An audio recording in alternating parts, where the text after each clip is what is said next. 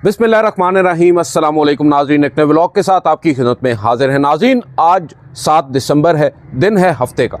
आज नाज़रीन आपके साथ कुछ एक्सक्लूसिव इंसाइट शेयर करेंगे।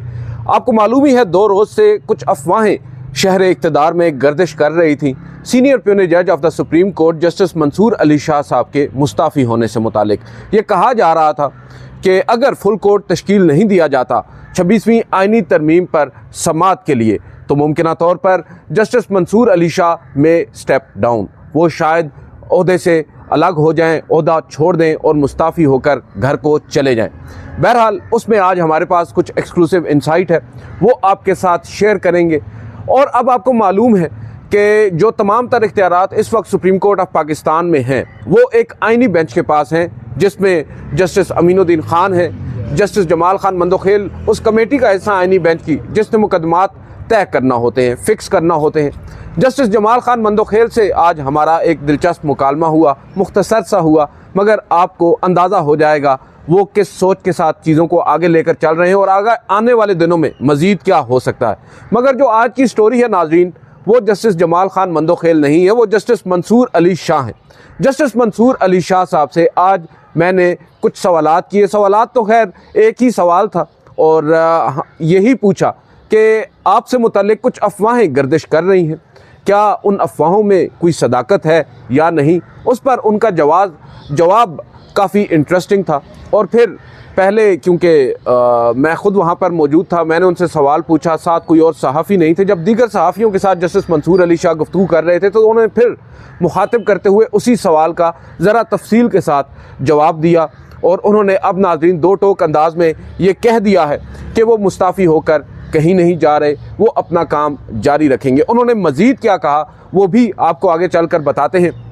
ये जो सिनेरियो इस वक्त नाज़रीन सुप्रीम कोर्ट ऑफ पाकिस्तान में बिल्ड हो चुका है, आपको मालूम है गुज़िश्ता रोज़ जुडिशल कमीशन की मीटिंग थी। उस मीटिंग से 1 रोज़ कबल और 2 रोज़ कबल 2 मुख्तलिफ खतूत जस्टिस मंसूर अली शाह साहब ने लिखे थे। मैं आपको पस मंज़र बता रहा हूँ ताकि आपको आसानी हो चीज़ों को समझने में, कि अब भी बहुत से लोग आप कह सकते हैं कि मायूस तो हैं ही 26वीं आइनी तरमीम के बाद, क्योंकि practically supreme court of Pakistan अपनी वक़्त, अपनी कदर व मंजिलत खो चुकी है।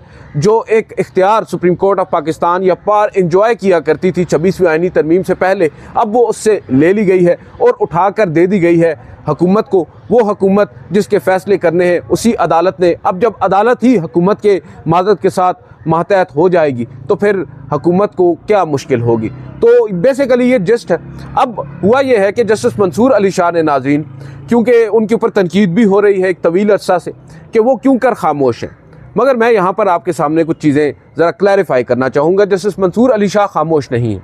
उन्हें जब कहीं भी मौका मिला उन्होंने अपनी राय बाज़ाब्ता तौर पर दी है, पब्लिकली दी है। वो पीछे नहीं हटे, वो हिचकिचाए नहीं हैं।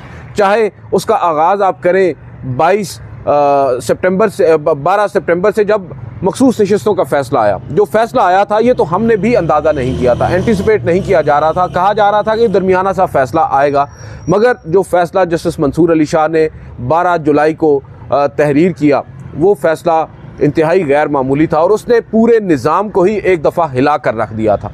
उसके बाद हमने देखा कि जस्टिस मंसूर अली शाह साहब को या उनके ब्रदर 8 जजेस साहिबान को बारहा ये पैगाम पहुंचाया गया कि आपके फ़ैसले की कोई वक़्त नहीं है, आपको पीछे हटना होगा, अदरवाइज़ हम पूरी अदलिया को ही एक तरह से गैर मुअस्सर कर देंगे। ये पैगामात होते हैं जो इनडायरेक्टली दिए जाते हैं। बहरहाल हमने देखा कि इन पैगामात पर भी जस्टिस मंसूर अली शाह कम अज़ कम पीछे नहीं हटे, ना ही उनके ब्रदर जजेस 8 जो थे। उन्होंने एक के बाद दूसरी वजाहत भी जारी की और एक तफसीली फ़ैसले में कुछ मज़ीद भी इंकिशाफ़ात किए। अब आप थोड़ा सा चीज़ों को समझें। जस्टिस मंसूर अली शाह वो थे जिन्होंने मखसूस नशिस्तें पाकिस्तान तहरीक इंसाफ को देने का फ़ैसला किया और उस पर अटल रहे, उस पर कायम रहे। दूसरी जानिब जस्टिस अमीनुद्दीन खान थे और जस्टिस नईम अख्तर अफ़गान।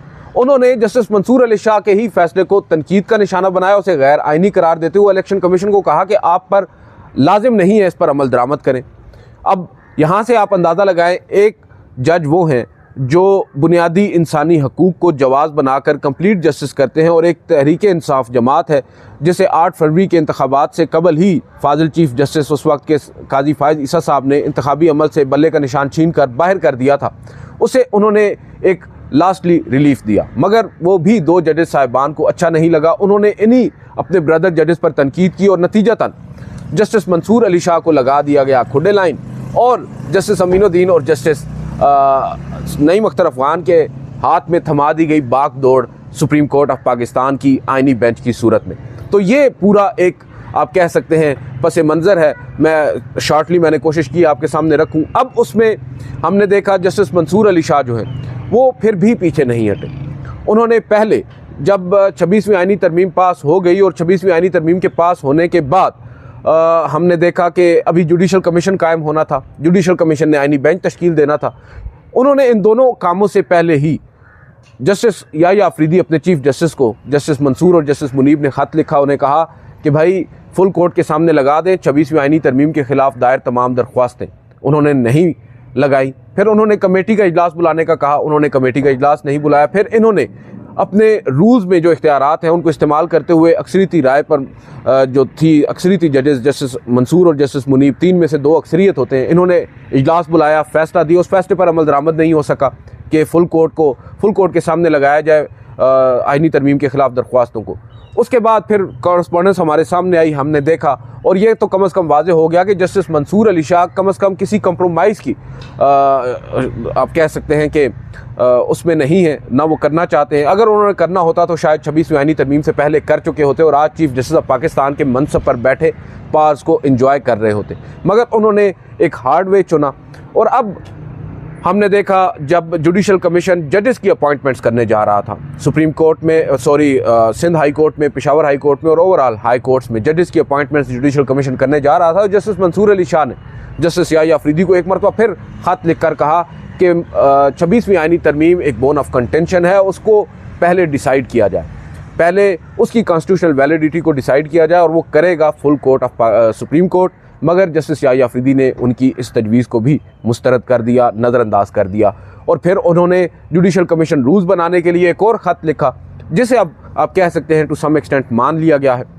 लेकिन जस्टिस याह्या अफरीदी भी अब अपने प्रेडेसेसर जनाब काजी फ़ाइज़ ईसा साहब के नक्श कदम पर चलते हुए मखसूस ये जो आप कह सकते हैं आइनी तरमीम के ख़िलाफ़ दरख्वास्तें हैं उन्हें फुल कोर्ट के सामने लगाने से कासिर हैं। उन्होंने इनकार कर दिया है और बाज़ाब्ता तौर पर कह दिया है कि ये नहीं सुन सकते और ना ही जुडिशल कमीशन ये तय कर सकता है कि हमने फुल कोर्ट के सामने लगाना है या नहीं, ये आइनी कमेटी करेगी।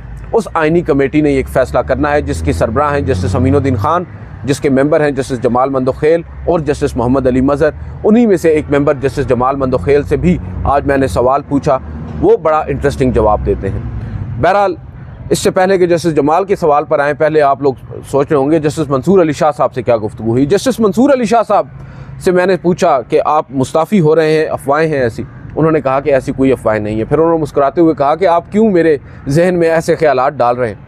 वो कह रहे थे कि मैं यहाँ पर, क्योंकि इस वक्त जब मैंने ये सवाल किया हम फेडरल जुडिशल अकेडमी में मौजूद थे, जहाँ पर जस्टिस फॉर चिल्ड्रन, री इमेजिनिंग जस्टिस फॉर चिल्ड्रन से मुतालिक एक सेमिनार यूनिसेफ के ज़ेरे एहतमाम चल रहा था और सेमिनार के अख्तिताम पर ही उनसे जब बात हुई तो उन्होंने कहा कि देखें मैं अपना काम कर रहा हूँ, ये बच्चे हैं, बच्चों को इंसाफ की फराहमी के लिए मुख्तलिफ प्रपोजल्स हैं, मैं वो तैयार कर रहा हूँ, मैं उस पे ऊपर काम कर रहा हूँ, जो मुझसे बन पड़ रहा है मैं वो कर रहा हूँ। इसके बाद मैंने जाना है क्लाइमेट चेंज की एक सेमिनार है वहाँ पर, और वहाँ पर भी हम कोशिश कर रहे हैं क्लाइमेट चेंज के हवाले से। आपको मालूम है जस्टिस मंसूर अली शाह साहब का बड़ा काम है, उनके बड़े फ़ैसले हैं। अभी एक केस उनके सामने लगा हुआ था क्लाइमेट चेंज की अथॉरिटी के क़याम से मुतालिक, जो कि अब अगेन आइनी बेंच के सामने पहुँच चुका है। बहरहाल जस्टिस मंसूर अली शाह साहब ये कह रहे हैं, वो ये कह रहे हैं कि मेरा कोई इरादा नहीं है कहीं भी जाने का, भाग कर जाने से मुझे क्या मिल जाएगा, मैं अपना काम जारी रखना चाहता हूँ, जो मैं कर सकता हूँ सिस्टम के अंदर रह कर, जो बेहतरी मैं ला सकता हूँ, जो इस्लाहात मैं कर सकता हूँ, मैं वो करना चाहता हूँ और मैं वो करूँगा।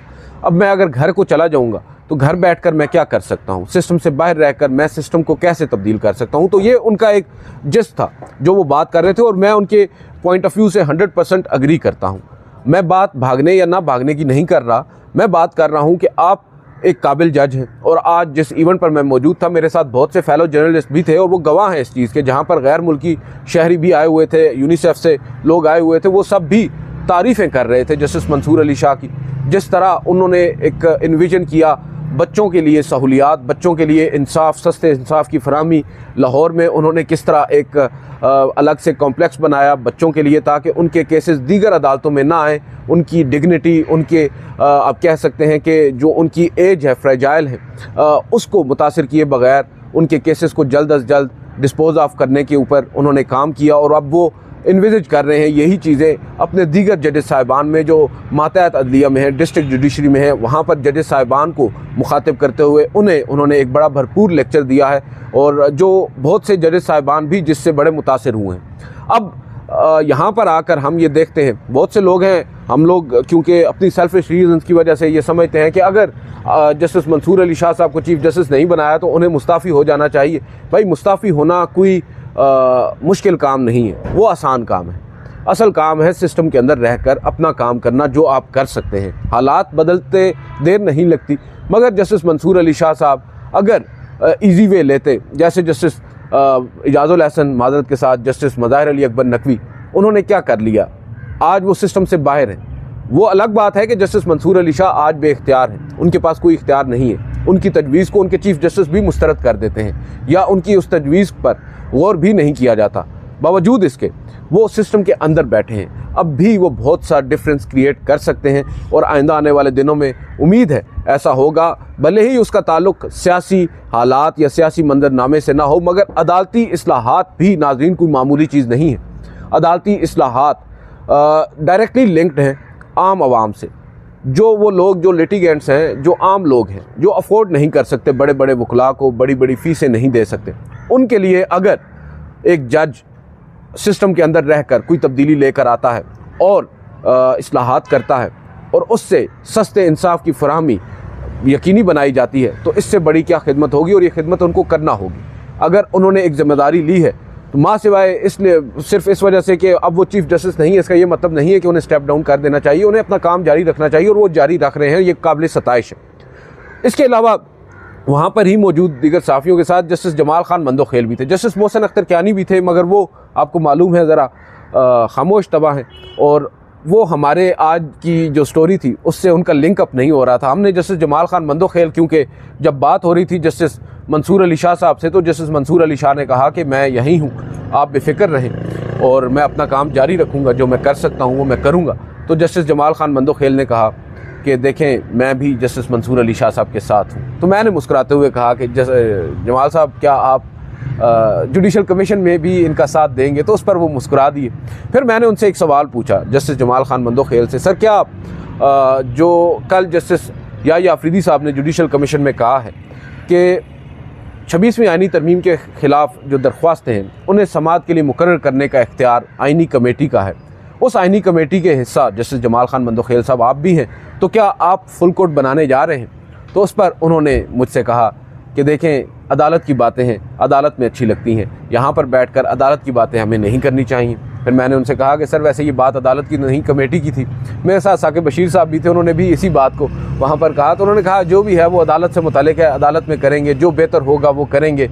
हो सकता है हमारी राय आपकी राय के हर मामले पर एक ना हो, बहरहाल हम कोशिश करेंगे, जो हमसे बन पाता है वो करेंगे, अपना काम करेंगे आइन और कानून के मुताबिक। और हमारी दुआ है और ख्वाहिश भी यही है कि हमारे जजेस साहिबान अपना जो ओथ है उसके मुताबिक अपना काम जारी रखें। और ये नाज़रीन जो अब नेक्स्ट वीक आने जा रहा है, मैं अगली वीडियो उस पर करूँगा क्योंकि वीडियो तवील हो गई है, उसमें हम डिस्कस करेंगे जो आइंदा आने वाला अब हफ़्ता है, जो मंडे से स्टार्ट हो रहा है 9 दिसंबर से, उस हफ़्ते में कौन कौन से अहम मुकदमात समाअत के लिए मुकर्रर हैं। ओवरऑल आपको अंदाज़ा तो हो गया होगा, मगर हम उसके ऊपर इन डिटेल बात करेंगे और डिस्कस करेंगे, फ़ौजी अदालतों से लेकर 8 फरवरी के आम इंतखाबात में धांधली तक, धांधली से लेकर 9 मई के उस साने की तहकीकात तक, जो इमरान खान साहब का असल मुद्दा है। इमरान खान साहब के 2 बुनियादी केस हैं जिसका जिक्र उन्होंने, आपको याद होगा, जस्टिस काजी फायद ईसा साहब की अदालत में पेश होकर भी वीडियो लिंक के ज़रिए किया था। उन्होंने कहा था कि 2 मुकदमात हैं माय लॉर्ड, एक है 8 फरवरी के इंतखाबात में मुबैना धांधली का, दूसरा मुकदमा है 9 मई के वाक़यात की तहकीकात का। उन्होंने कहा था कि आप इन्हें समाअत के लिए मुकर्रर करें। जस्टिस काजी फायद ईसा साहब ने, आपको याद होगा, उन्हें बड़ी यकीन दहानी करवाई थी। कहा था कि आप दरख्वास्त दायर कर दें आपके वकील मौसूफ हामिद खान साहब अर्ली हेयरिंग की, तो हम जल्द ही लगा देंगे। मगर वो दिन है, आज का दिन है, जस्टिस काजी फायद ईसा रिटायर हो चुके हैं, वो मुकदमा कभी समाअत के लिए मुकर्रर नहीं हुआ। अब इवेंचुअली आइनी बेंच के सामने नेक्स्ट वीक 11 दिसंबर को धांधली का मुकदमा भी लग चुका है और गालिबन 10 को 9 मई के वाक़यात की तहकीकात के लिए भी मुकदमा समाअत के लिए मुकर्रर हो चुका है। इसके अलावा नाज़रीन, बहुत से लोग शायद उन्हें अंदाज़ा नहीं है कि पाकिस्तान तहरीक इंसाफ की अब लास्ट वीक तक जो दरख्वास्तें लग रही थी वो पुरानी थी या वो थी जो इन्फ्रेक्चस हो चुकी थी, मगर अब की बार जो इस वीक पे केसेस लगे हैं वो सब फ्रेश है। अभी जो जाली किस्म के मुकदमात में पाकिस्तान तहरीक इंसाफ के रहनुमाओं को गिरफ़्तार किया जा रहा है, उसके ख़िलाफ़ भी सिमाबिया ताहिर की दरख्वास्त को समाअत के लिए मुकर्रर कर दिया गया है। हम बात करते हैं जुडिशल कमीशन की कि जुडिशल कमीशन तश्कील पाया है 26वीं आइनी तरमीम के नतीजे में, मगर 26वीं आइनी तरमीम कैसे तश्कील पाई है वो मुकदमा भी अब सुप्रीम कोर्ट में समाअत के लिए मुकर्रर हो चुका है। वो मुकदमा है नाज़रीन प्रैक्टिस एंड प्रोसीजर तरमीमी आर्डीनेंस के ख़िलाफ़ दायर दरख्वास्तों का। अगर वो ना आता आर्डीनेंस तो ये 26वीं आइनी तरमीम भी वजूद में ना आती। उसके ख़िलाफ़ दायर दरख्वास्तें जिनमें पाकिस्तान तहरीक इंसाफ के चेयरमैन की भी दरख्वास्त है वो भी समाअत के लिए मुकर्रर कर दी गई हैं। तो let's hope for the best और उम्मीद करते हैं कि अब जो आइनी बेंच है वो ना सिर्फ मुकदमात को सुनेगा बल्कि कुछ जजमेंट्स भी ऐसी होंगी उनकी जानिब से जिनको रिपोर्टेड जजमेंट कहा जाता है और कुछ मौसर फैसले आएंगे और आइनी बेंच जो अपने इख्तियारात हैं उनका इस्तेमाल करेगा। जस्टिस मंसूर अली शाह आज बार बार ये शिकवा कर रहे थे जस्टिस जमाल खान मंदोखेल से कि मैं तो तशरीह नहीं कर सकता क्योंकि मैं आइनी बेंच का हिस्सा नहीं हूँ। आप कर सकते हैं, आप कर सकते हैं। और फिर मादरत भी की कि मैं बार बार आपसे ये बात कह रहा हूँ मगर मैं क्या करूँ, मैं तशरीह कर नहीं सकता, आप कर सकते हैं। अब वो उन्हें क्या पैगाम दे रहे थे, गो कि वो तकरीर उस वक्त बच्चों को इंसाफ देने से मुतालिक है। यहाँ पर देखना होगा अब justice Jamal Khan Mandokhel, justice Aminuddin Khan, justice Naeem Akhtar Afghan, justice Ayesha Malik, ये तमाम वो जजेस साहिबान जो आइनी बेंच का हिस्सा हैं वो कैसे चीज़ों को आगे लेकर चलते हैं। आज की इस वीडियो से इतना ही, इजाज़त दीजिए, अल्लाह हाफ़िज़।